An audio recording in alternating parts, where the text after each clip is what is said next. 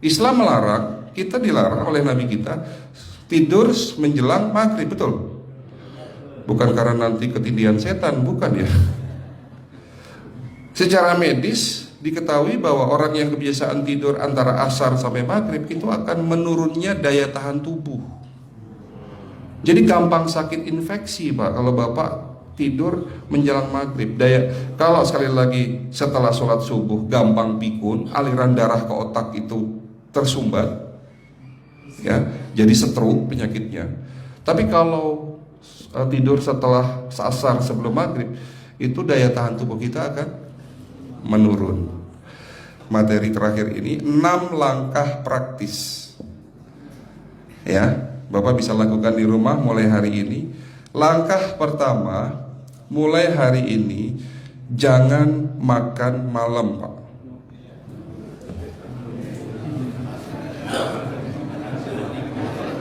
Ya,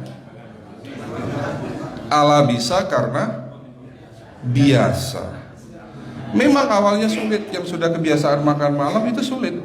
Alasannya nanti nggak bisa tidur dok, betul ya? Nanti perutnya kembung, mual dan sebagainya. Itu karena kebiasaan. Dulu pun saya begitu. Tapi kalau sekali-sekali boleh Pak.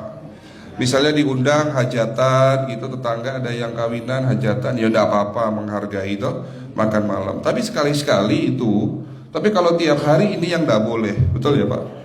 Jangan makan berlebihan dan jangan makan malam. Makan sate boleh nggak Pak? Boleh, siapa bilang nggak boleh? Sate itu, Bapak tahu daging kambing. Daging kambing, daging domba adalah makanan sehat, tidak berkolesterol. Yang kolesterol itu lemaknya Pak. Tapi kalau Bapak makan daging murni, dagingnya tok, ya sehat Pak. Yang nggak boleh itu santannya. Jadi makan gulai itu jangan, kalau gulai sate aja udah, ya, ataupun dibuat apalah, dibuat empal, ya. Oke, itu yang pertama. Yang kedua, tolong catat, jangan tidur larut malam Pak. Batasan tidur jam berapa Pak? Jam 11 paling telat. Jadi jam 10 harus sudah tidur. Kenapa? Apa penjelasan medisnya?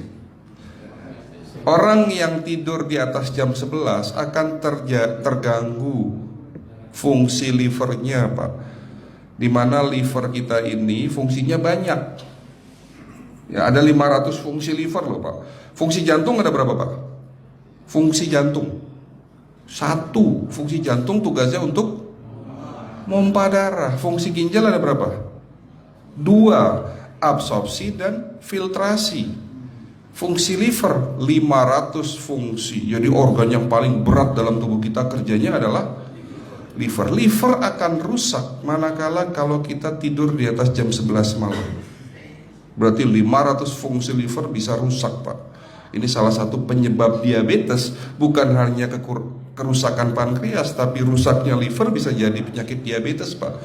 Jadi kalau sakit diabetes itu yang terganggu itu sebetulnya bukan hanya pankreasnya, livernya pun rusak, ususnya pun rusak. Makanya dalam pengobatan diabetes di klinik kami itu bukan hanya ngobatin pankreas, tapi 3 organ penting ini saya obati: usus, liver, dan pankreas. Kebanyakan kenapa? Kalau dalam pengobatan tradisional mereka tahunya diabetes itu hanya pankreas, ya kan? Tapi di sini dalam pengobatan holistik, orang yang kena liver itu 3 organ ini pasti rusak: usus, liver, dan pankreas. Salah satu penyebab dari kerusakan liver akibat kebiasaan tidur larut malam. Jadi salah satu penyebab diabetes pun bisa karena tidur larut malam. Ya, batasan tidur jam berapa? Sekali lagi, jam 11 harus sudah tidur pulas. Jadi jam 10, setengah 11 paling lambat kita harus tidur pulas. Nanti setelah jam 1 boleh bangun. Yang penting jam 11 sampai jam 1 ini harus tidur pulas. Jadi kalau Bapak mau sholat tahajud jam 2, setengah 3 ya monggo, ya. Oke, itu yang kedua. Yang ketiga, air putih Pak dijaga 2 liter sehari. Bagaimana cara minumnya yang baik? Rasulullah sudah ngajarin kita ada 6 sunnah.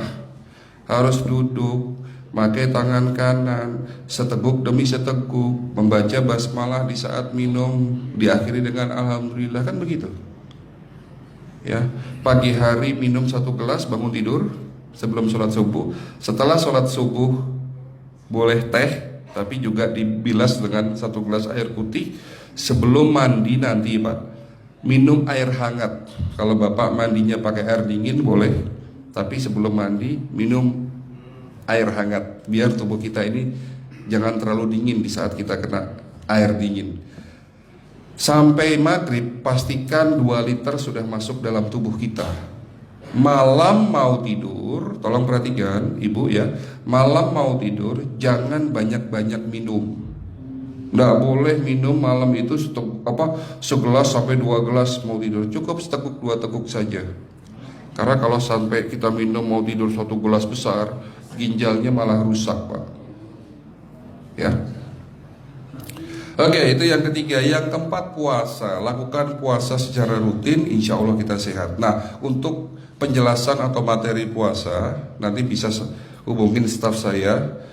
Nanti di bulan Ramadan tahun ini, kalau memang masih ada slot 1 sampai hari ke-20, saya bisa mengisi manasik kesehatan yang berkaitan dengan manfaat puasa untuk kesehatan. Insya Allah kalau memang masih ada slot waktunya, karena kita di bulan Ramadan hanya 20 hari kita mengisi manasik.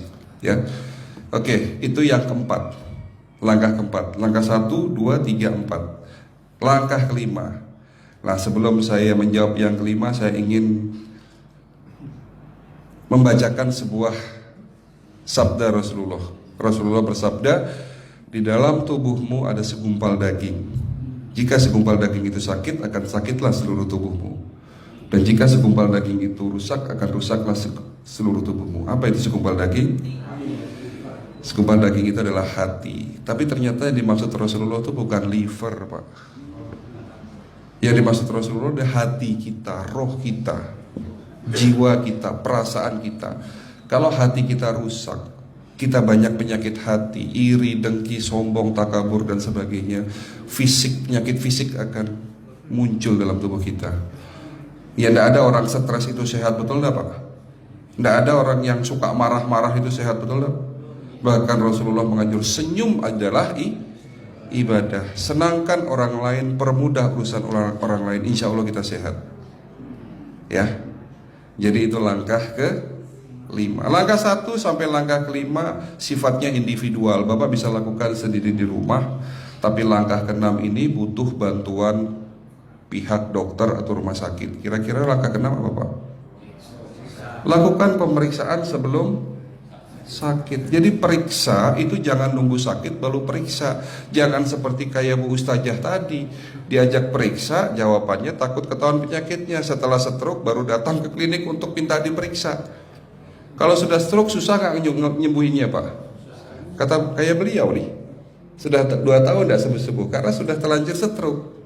Tapi kalau beliau melakukan general check up, mohon maaf ya Pak, kalau beliau melakukan general check up rutin, insya Allah tidak akan kena stroke, karena sebelum stroke sudah diobati dulu. Karena stroke ini bisa kita lihat dalam scanning dengan alat yang saya punya, insya Allah kelihatan ini. Oh ini sudah mulai ada tanda-tanda mau penyumbatan, buru-buru diobati. Memang takut Pak, tapi pesan saya jangan takut. Ya, lakukan pemeriksaan supaya kita tahu, supaya kita kenal. Gitu ya Pak. Jadi kira-kira di jemaah ini ada enggak yang mau saya ajak periksa kita semua? Pesan terakhir dari saya, lakukan pemeriksaan sebelum terlambat. Ini pesan saya dan pesan seluruh dokter di dunia sebetulnya. Lakukan pemeriksaan sebelum terlambat. Ya, karena dengan kita melakukan pemeriksaan kita akan kenal tubuh kita. Kalau sudah kenal kita akan sayang sama tubuh kita. Betul Pak? Ada pepatah mengatakan tidak kenal tidak sayang. Cukup sekian dari saya. Mohon maaf kalau penyampaian kami kurang baik. Akhirul kalam, wabillahi taufiq wal hidayah. Wassalamualaikum warahmatullahi wabarakatuh.